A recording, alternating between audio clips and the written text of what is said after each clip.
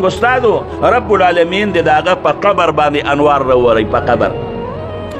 خبره یې راته کوله ما ته وایي یو بادشاه نو هغې بادشاه وی چې علم کوي اهل به کوي اهل نه اهله به علم نه کوي پلار یې سپک دی مور یې سپکه ده او د سپکو خلکو نه پیدا دی که دې ډېر بخي دی به علم نه کوي وزیر ورته وی بادشاه د علم خو هر څوک کولی شي تا پکې دا شرط ولې ښودی وایي نه وزیره علم به اهل کوي نه اهله به نه کوي اوس هم په دې وطن کې وګوره اهل هم شته او نه اهل هم شته نوم نه علمه ځکه چې بیا ته هغه فتنه جوړېږي خو اهل او نه اهل شته وزیر وایي نه جي علم هر څوک کولی شي بادشاه یې وزیره اهل به کوي نه اهله به نه کوي هغې بادشاه یو بچی و او هغې زوی له استاز ونیو او استاز ته یې ویې راده د ما دې بچي ته به علم ښیې هغې وزیر هغې بادشاه زوی هغې استاد سره علم شروع کړ په هغې علاقه کې او په محله کې یو سړی و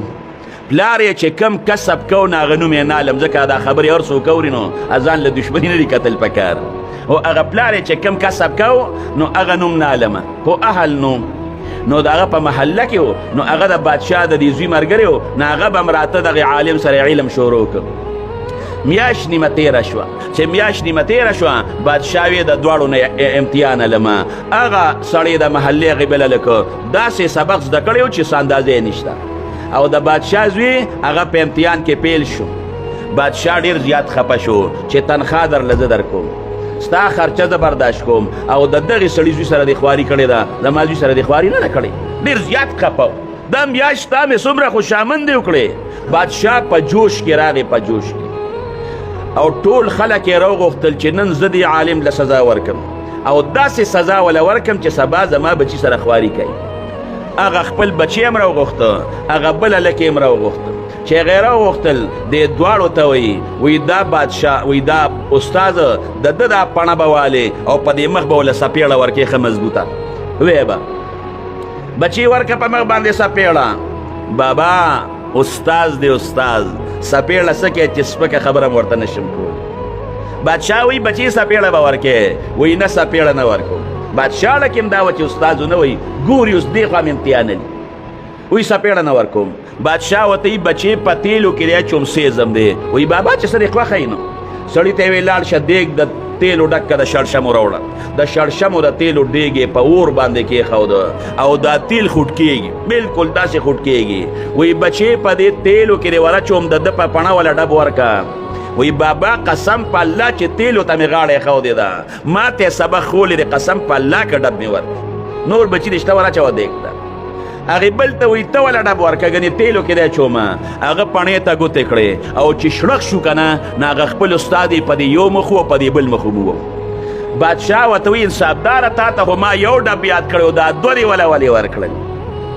وایي په یو ډب خو مې ځان د تیلو نه خلاص کوز به دې په تیلو کې ورچولم په خوټ کېدو کې او دا دویم مې وله په دې وجه ورکړه چې ته خوشحاله شې وایي بچې تیلو کې دې ورچوم وایي بابا ور واچوه کسانو ته یې ویې زما دا زوی د لاسه ونیسئ د لاسه او د خپو نه یو نیو کمیس یې تېوف که ډنګه ډولی که او تیلو ته یې ور نږدې که وزیرانو مینتونه شروع کړل وایي بچې بس ورې ورچوم دی وایي بابا ور وامې چوه قسم په الله که مې ډب ورکړه سپکه هم نه وې وایي بچې ورچوم دی وایي ور واچوه چې دیګ ته یې نږدې که وزیرانو مینتونه کول وایي زما بچې دې خوا کېنوې وزیره وی تا ته ما ویلي چې علم به اهل کوي نه اهله به نه کوي چې زمانه پیدا دی او اهل دی تیلو ته یې غاړه ایښودې ده وردي کې ډب استاز لکن او چې نه اهله دی نه اهله ما ورته یو ډب یادو دوه ډب یې ورله ورکړل رونو چې اهلي اهل ابه د استاز قدر کوي د استاز ابه د عالم قدر کوي ابه د جومات د امام قدر کوي خو چې اهلي اهل او چې اهل نی که نه نو صیبه ته به ورته یو ګزار یادې هغه به دوه ګزاره ورکوي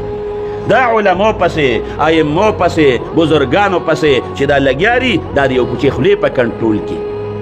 علماء دا په قدر کې د علماء بېعزتي به نه کوې چا چې د علماء بېعزتي کړې ده رب العالمین هغه رسوا کړي